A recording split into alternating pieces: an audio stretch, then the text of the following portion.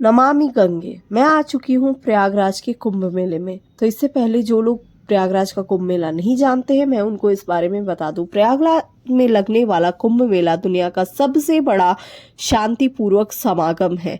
इस मेले में लाखों लोग गंगा, यमुना और सरस्वती में डुबकी लगाते हैं। इस मेले में हिंदुओं के लिए पवित्र माने जाने वाले इन नदियों के जल में डुबकी लगाने का मतलब है आत्मा की शुद्धि और मोक्ष की प्राप्ति। इस मेले में देश के साथ साथ दुनिया के कई देशों के लोग आते हैं। इस मेले में हर 12 साल के में एक बार महाकुंभ लगता है और 6 साल के अंतरकाल पर अर्ध कुंभ लगता है।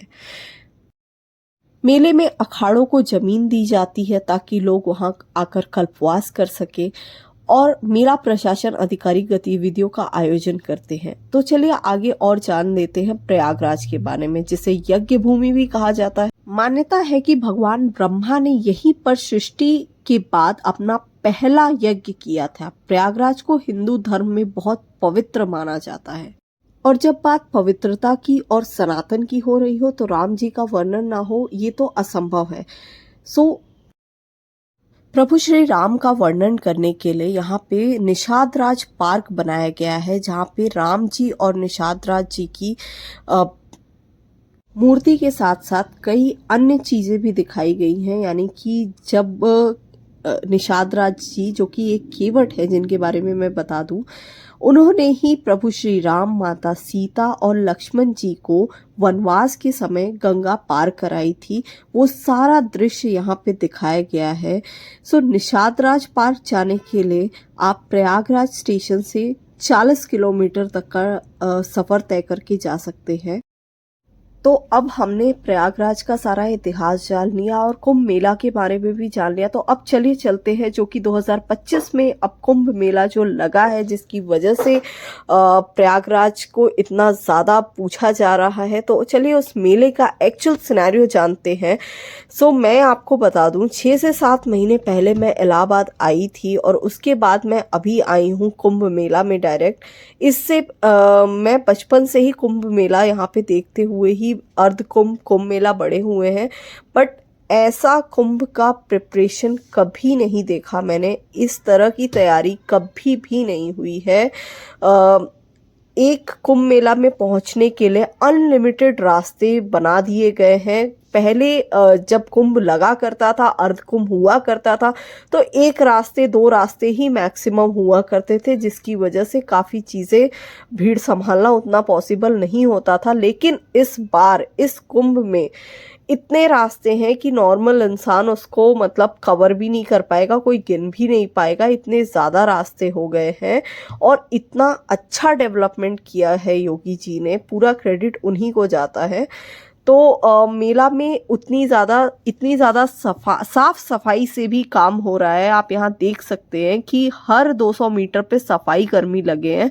तो आप इस व्लॉग में सारी चीज़ें देखेंगे, हर कि कहाँ पे आपको गाड़ी खड़ी करनी है, गाड़ी जा रही है या नहीं जा रही है, तो क्या छोटी छोटी बारीकियाँ हैं, कहाँ से पैदल यात्रा है और कहाँ से सारी चीज़ें स्टार्ट हो रही हैं, क्या करना है क्या नहीं करना है, वो सारी चीज़ें आप इस व्लॉग में देखेंगे। तो पूरा आप आगे तक ज़रूर इस चीज़ को देखिएगा।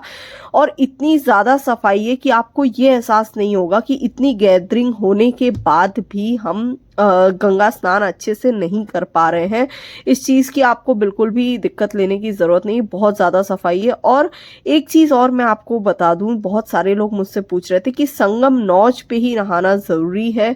तो ऐसा बिल्कुल भी नहीं है, क्योंकि संगम अगर त्रिवेणी का जल मिल रहा है तो आपको फिर वो हर एक घाट पे ही त्रिवेणी का जल होगा।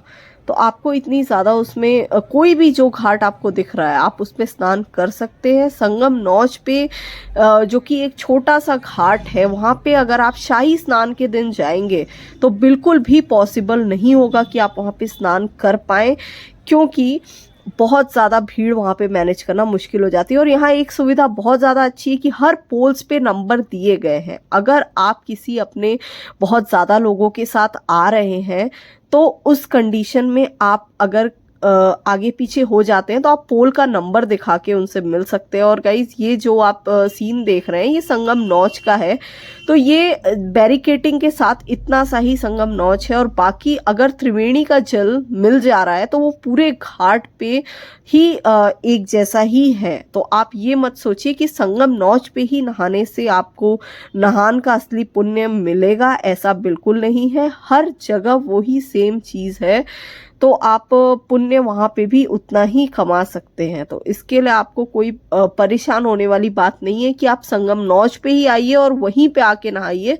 तो ये कोई भी कहीं पे भी लिखा नहीं है और ये ज़रूरी भी नहीं है। तो इस चीज़ का खास ध्यान रखिएगा, क्योंकि प्रशासन भी आपकी तब तक मदद नहीं कर पाएगा जब तक आप खुद रूल्स के साथ नहीं चलेंगे। और इसका बहुत सारे एग्जाम्पल्स मैं इस व्लॉग में आपको आगे दिखाऊंगी, तो आपको समझ में आएगा कि मैं ऐसा क्यों बोल रही हूँ। क्योंकि लोगों की लापरवाही सबसे प्रायोरिटी पे है, जिसकी वजह से घटनाएं हुई थी और आगे चल के ना हो। इसके लिए मैं अभी, क्योंकि संगम नहान चल रहे हैं, इसलिए मेरी ये ड्यूटी है कि मैं इस चीज़ को मतलब आपको मैं बता सकूं। अगर मैं एक इन्फ्लुएंसर की तरह हूं तो कुछ तो मैं ऐसा कुछ वैल्यूबल डाल सकूं, इसलिए मैं आपको बता रही हूँ। तो गाइस हम एकदम भोर में ही निकले थे, इस वजह से हम यहाँ पे भोर में ही आए हैं, यानी कि 4 बजे में हम अपने घर से निकल गए थे और यहाँ आते आते हमें 5 साढ़े 5 हो गया था। तो आप देख रहे हैं कि भीड़ थोड़ी मैनेजेबल है। जैसे जैसे आपको लेट होता जाएगा भीड़ ज़्यादा अनमैनेजेबल हो जाएगी। तो अगर आप यहाँ पे आ रहे हैं तो शाही स्नान वाले दिन का ये वीडियो नहीं है, क्योंकि शाही स्नान वाले दिन बहुत ज़्यादा गैदरिंग थी। तो ये वीडियो नॉर्मल स्नान के दिन का है। तो आप देख सकते हैं कि कैसी भीड़ है, पैदल यात्रा आपको कैसी करनी पड़ेगी इस वीडियो में आपको दिखेगा। और यहाँ पे देखिए हर 100-200 मीटर पे आपको सफाई कर्मचारी दिख रहे हैं। तो बहुत ज़्यादा अच्छा मैनेजमेंट है, और हाई कोर्ट बार एसोसिएशन भी है, और हर बैंक्स भी वहाँ पे अवेलेबल है, एटीएम्स भी अवेलेबल है। आपको हर चीज़ वहाँ पे दिखेगी जो कि मतलब एक नॉर्मल यात्री को या फिर नॉर्मल श्रद्धालु को चाहिए होता है। Diksha's world. So guys, guess what? I am going to Mahakumbh. That बहुत दिनों से मेरी ये लिस्ट में था कि मुझे जाना है। और गाइज मैं आपको बता दूं, I am the one of the lucky person जिसका वहाँ पे घर है। तो मुझे ज़्यादा कुछ सोचना नहीं था, बट हाँ, शाही स्नान के दिन मैंने फिर भी डिसाइड किया था कि मैं नहीं जाऊँगी, क्योंकि बहुत ज़्यादा गैदरिंग होती है। और आज भी, हालांकि मौनी अमावस्या का दिन है तो शाही स्नान तो आज भी है, बट गाइस काफ़ी न्यूज़ मैंने देखी कि भगदड़ हो गई है और काफ़ी लोगों ने इस पे हेट्रेड भी फैलाना चालू कर दिया है। तो मैं उसके लिए कुछ कहना चाहती हूँ, क्योंकि मेरा घर भी वहाँ पे है और यू आर टारगेटिंग महाकुंभ जैसी जगह, मतलब वहाँ पे इतनी ज़्यादा गैदरिंग लोगों ने हैंडल की हुई है, इससे ज़्यादा मतलब आप क्या एक्सपेक्ट कर सकते हो, क्योंकि इतनी ज़्यादा आई डोंट थिंक सो कि किसी कंट्री के पॉपुलेशन के बराबर वहाँ पे भीड़ जा रही है, और उसको पूरा का पूरा हैंडल किया गया है। और लूप होल्स कुछ थोड़े थोड़े हो जाते हैं जब इतनी ज़्यादा चीज़ें हों, तो थोड़ा थोड़ा, मतलब मैं ये नहीं कह रही हूँ कि जो हुआ वो बहुत छोटी सी बात नहीं थी, बट गाइस आपको भी इक्वली कोऑपरेट करना पड़ेगा, तब जाके प्रशासन कर पाएगा।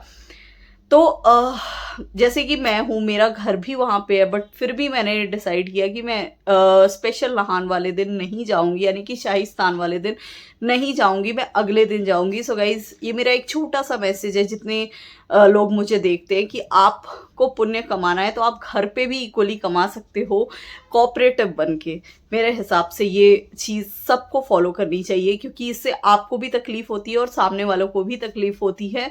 अगर ज़्यादा गैदरिंग हो जाती है, गवर्नमेंट भी इक्वली उतना ज़्यादा हैम्पर हो जा रही है, तो सबको कोऑपरेशन दिखाना पड़ेगा इस चीज़ में। So guys, finally without talking so much, मैं बहुत ज़्यादा एक्साइटेड हूँ और इक्वली थोड़ा सा डिसहार्टनिंग भी है मेरे अंदर, क्योंकि मतलब सुबह सुबह ऐसी न्यूज़ आई थी जो अच्छी नहीं लगी मुझे, बट स्टिल हम चलते हैं, चलिए देखते हैं वहाँ की क्या सिचुएशन है, वहाँ का क्या सिनेरियो है।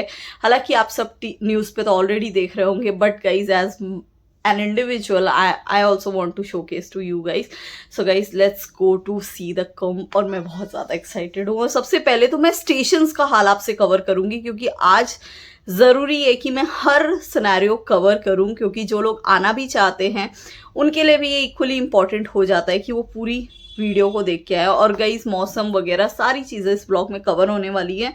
और फेयर और मतलब जो भी चीज़ जहाँ से मैं पास ऑन होंगी वो सारी चीज़ इस पे कवर होगी. तो आई थिंक सो कि आपको जब आप यहाँ पे आओगे तो ये आपके लिए ये वीडियो काफ़ी हेल्पफुल रहेगी. Stay tune till the end of this vlog.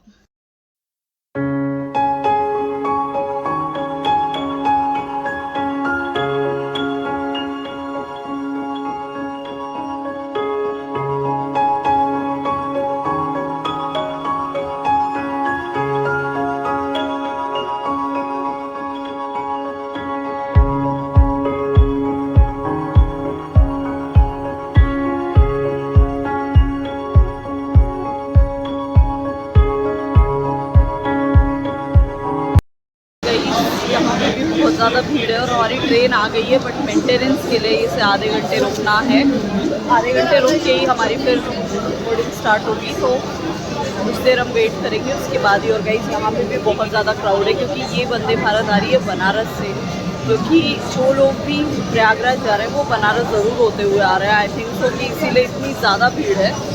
Meanwhile मैं कुछ लेते हुए फाइनली अब हम जा सकते हैं. मेंटेनेंस खत्म हो चुका है.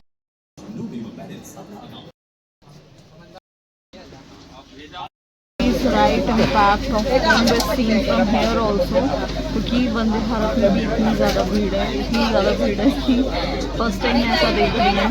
तो यहाँ से इम्पैक्ट दिख रहा है हमें, क्योंकि ये ट्रेन बनारस जाती है और प्रयागराज में इसका स्टॉप है. तो इस वजह से यहाँ पे भी वो इम्पैक्ट देखने को मिल रहा है. और बहुत ज़्यादा क्राउड है, बहुत ज़्यादा. Let me show you once मैंने ऑलरेडी आपको दिखाया, फिर से दिखा देती हूँ.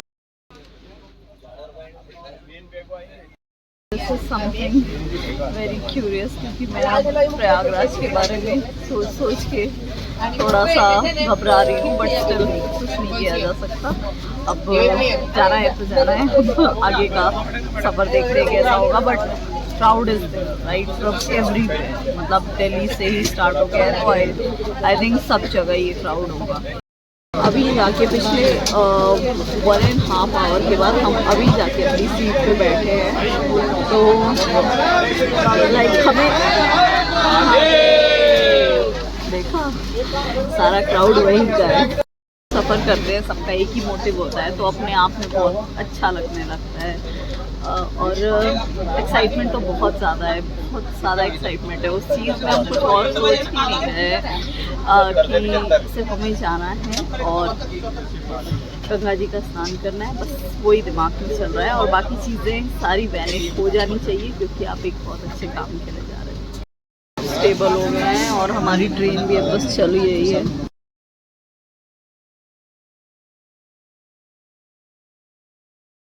तो गाइस, एक्साइटमेंट बढ़ती ही जा रही थी और नेक्स्ट स्टॉप कानपुर सेंट्रल आने वाला था, जो कि काफ़ी पास हम आ गए थे प्रयागराज के. और इससे पहले हमारा खाना आ रहा था, तो मैं उसे देख रही थी और साथ में मेरी नज़र विंडो पे गई और एक ट्रेन चल रही थी जिसमें लोग एकदम भर भर के आ रहे थे. मतलब टचवुड कि हम वंदे भारत में थे जिसका डोर अनलॉक नहीं होता, इस वजह से उसमें अननेसेसरी क्राउड नहीं आया.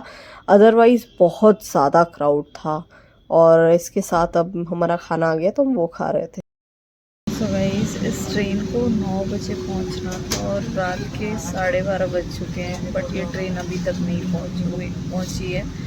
सो पूरा मिला के 3.5 घंटे ये ट्रेन लेट है, जो कि वंदे भारत जैसी ट्रेन जब लेट हो सकती है तो आई डोंट थिंक सो कि कौन सी ट्रेन टाइम पे होगी, क्योंकि वहाँ पे बहुत ज़्यादा क्राउड है. जैसा मैं अपनी फैमिली से भी पता कर रही हूँ तो वहाँ बहुत ज़्यादा क्राउड है. इस वजह से आई थिंक ट्रेन को डाइवर्टेड रूट के अलावा, मतलब स्टॉपेज तो इसका फिक्स रहता है, बट रूट डाइवर्ट किया गया है. और मतलब टाइम से काफ़ी मतलब लेट हो रहा है, काफ़ी 3-3.5 घंटे इस टाइम पे, क्योंकि ये गर्मी का टाइम है. सो इस वजह से चले देखते हैं वहाँ की सिचुएशन क्या है, but still very exhausted. Guys 9 बजे की ट्रेन रात के 1:30 बजे आई है। बहुत ज़्यादा ठंडी लग रही है और फाइनली अब हम प्रयागराज आ चुके हैं। ऐसी भीड़ है अभी रात के 1:30 बजे। थोड़ा जल्दी जल्दी हो जा रहे हैं क्योंकि पीछे से बहुत ज़्यादा भीड़ आ रही है। इस वजह से इट्स वेरी इंपॉर्टेंट कि हम बहुत जल्दी जाएं। तो गाइस मैं लिटरली 7 मंथ बाद यहाँ पे एंटर हुई हूँ और मुझे कुछ भी समझ में नहीं आ रहा था क्योंकि इतनी ज़्यादा मतलब वेरिएशन आ गया है जब से मैं आई हूँ यहाँ पे। तो इतनी सारी ब्रिजेस बन चुके हैं, इतने सारे पुल बन चुके हैं कि मतलब हर एक पुल का अपना अपना अलग अलग सिग्निफिकेंट रास्ता था। और मतलब होता है ना कि आपको संगम जाने के लिए तो n नंबर ऑफ वेज थे। तो जिसके बारे में मुझे मेरा भाई बता रहा था तो मैं फिर भी नहीं समझ पा रही थी क्योंकि कन्फ्यूज़न बहुत ज़्यादा हो रहा था। बहुत सारे ब्रिजेस बन चुके थे। ये एक और इतनी लाइटनिंग प्रयागराज की सड़कों पे मैंने इससे पहले नहीं देखी थी।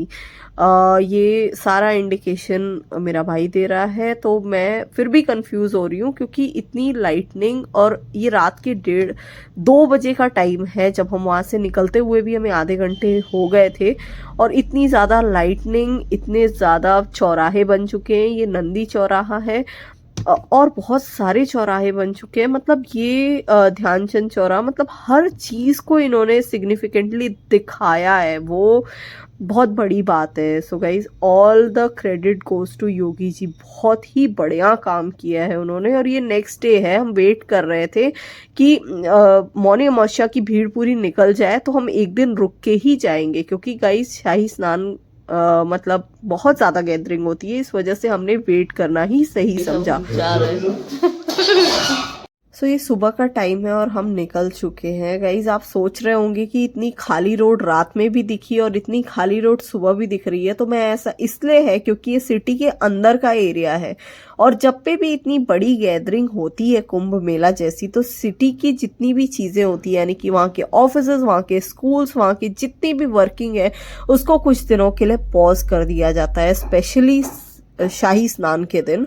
तो हाई कोर्ट्स हो गया जो कि प्रयागराज का बहुत पॉपुलर है, तो वो तक बंद होता है और फिर हम उसी चौराहे से जा रहे हैं जो मैंने आपको पहले भी दिखाया था। और ये सुबह का टाइम है और सेम लाइटनिंग सारी जगह अभी भी वैसे ही है जैसे पहले थी। तो यानी कि 24/7 ये सारी चीज़ें चल रही हैं जो कि बहुत ज़्यादा अच्छी है। रास्ते में मैंने कहीं भी वीडियो नहीं बनाई थी क्योंकि बहुत ज़्यादा भीड़ है। मैं आपको दिखाती हूँ कि कितनी ज़्यादा भीड़ है। ये सुबह सुबह का टाइम है फिर भी पूरा, अभी हम जैसे जैसे आगे बढ़ते जा रहे हैं बहुत ज़्यादा भीड़ है। संगम नौच पे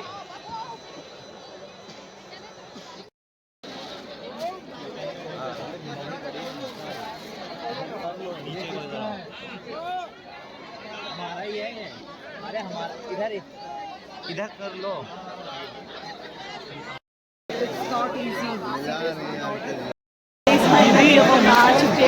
एक चीज़ मैं आपको दिखा दूं जिसे हम गवर्नमेंट का लूप होल बोल रहे हैं ना, वो यहाँ पे ये रीज़न है पूरा भगदड़ होने का। ये जो आप पनिया देख रहे हैं ना, यहाँ पे लोग लेटे हुए थे लिटरली। जिनको लोकल्स जितने आ रहे थे उन्होंने बोला है कि अब स्नान कर लीजिए, तब वो यहाँ से हटे हैं और यहीं पे सारे लोग चेंज कर रहे थे।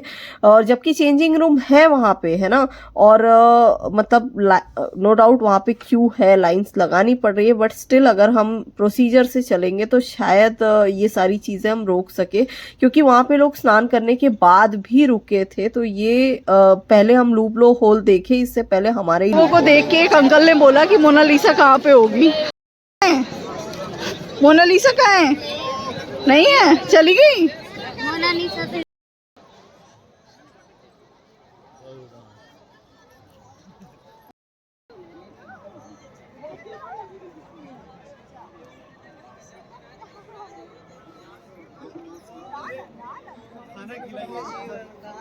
इतनी गैदरिंग के बाद भी यहाँ पे साफ सफाई लगातार हो रही थी। हर 200 मीटर पे 2-3 सफाई कर्मी तो जरूर थे। पूरा हम नहा चुके हैं और अब जा रहे हैं। इससे पहले जितने भी लोग प्रयागराज आए होंगे वो ये ज़रूर जानते होंगे कि संगम की शोभा राम भक्त हनुमान जी से है। तो हनुमान मंदिर अभी बंद है, हालांकि वहाँ सारा काम हो गया है, कॉरिडोर भी बन चुका है, पर फिर भी अभी वो बंद है क्योंकि वहाँ पे बहुत ज़्यादा भीड़ अभी संभल नहीं सकती है।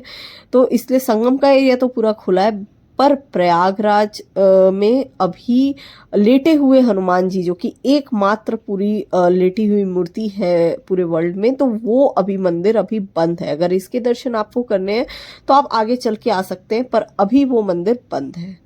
बहुत सारे लोग मुझसे समय भी पूछते हैं किस समय स्नान सबसे अच्छा रहेगा, तो मैं आपको बता दूं सुबह के समय आप बहुत ही अच्छे से स्नान करके निकल सकते हैं, क्योंकि भीड़ आते आते थोड़ा सा टाइम हो जाता है। सुबह के टाइम आप काफ़ी, मेरा ऐसा एक्सपीरियंस है, क्योंकि शाही स्नान की चीज़ें बिल्कुल अलग होती है। और एक चीज़ मैं आपको और बता दूं, यहाँ पे हर तरीके के शिविर लगे हैं, जैसा आप देख रहे हैं इलेक्ट्रॉनिक मीडिया हो गया, और इन शिविरों में अभी सुबह के टाइम आपको इनकी सेवाएं नहीं उतनी देखने को मिलती है, पर जैसे जैसे समय बीतता जाता है आपको यहाँ पे खाली पेट तो नहीं ही जाने को मिलेगा, क्योंकि बहुत सारे भंडारे चलते हैं। और एक और चीज़ जो कि आपके काम की है, यानी कि पर्यटन सूचना केंद्र, जो भी लोग यहाँ प्रयागराज आ रहे हैं वो अयोध्या और और बनारस ज़रूर होते हुए जा रहे हैं, यानी कि काशी विश्वनाथ।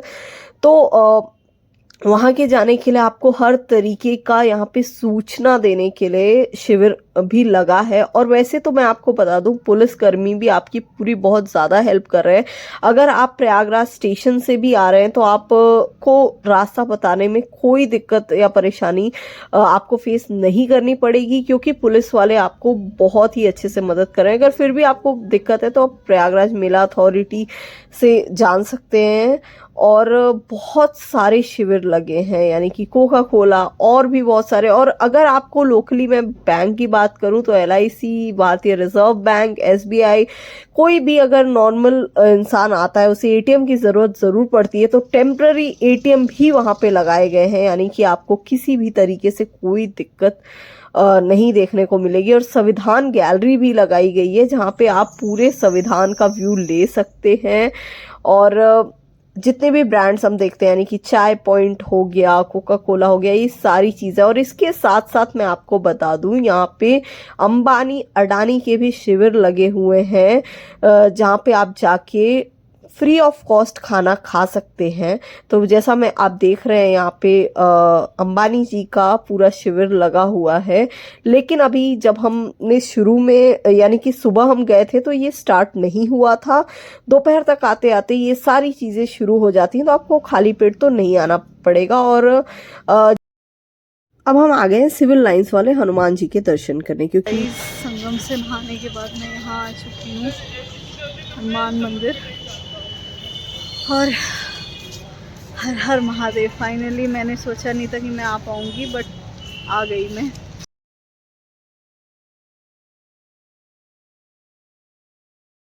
जैसे ही आपका स्नान पूरा हो जाए तो आप जा सकते हैं अरेल।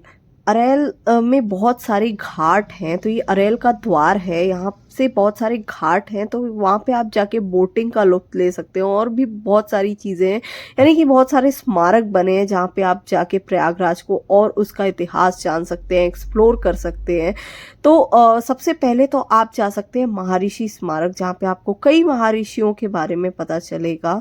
और ये अरेल के ही रास्ते में पड़ता है, तो आप जाके वहाँ पे भी देख सकते हैं। और 12 ज्योतिर्लिंग भी बने हुए हैं जहाँ पे हम नहीं जा पाए थे, बट अगली बार हम ज़रूर जाएंगे। तो वहाँ पे भी आप महर्षि स्मारक से, वो बहुत ज़्यादा नज़दीक है, तो आप आते वक्त ही आपको वो भी दिख जाएगा, तो आप उसे भी देख के ज़रूर आइएगा। क्योंकि स्नान के अलावा भी यहाँ पे बहुत सारी चीज़ें हैं जो बहुत ज़्यादा अच्छी हैं। सबसे अच्छी चीज़ जो मुझे लगी वो निषाद राज पार्क है, जो कि प्रयागराज जंक्शन से 35 से 40 किलोमीटर की दूरी है। इसके लिए संगम से चलकर गंगा नदी का पुल पार करके लगभग 12 किलोमीटर बाद फाफामऊ तिराहा, जहाँ से 4 किलोमीटर दूर पर NH38 पर मलाका का फ्लाईओवर लेना है, जहाँ से लखनऊ हाईवे के बाद 20 किलोमीटर दूर है श्रृंगेश्वर धाम, जहाँ पर ये पार्क है।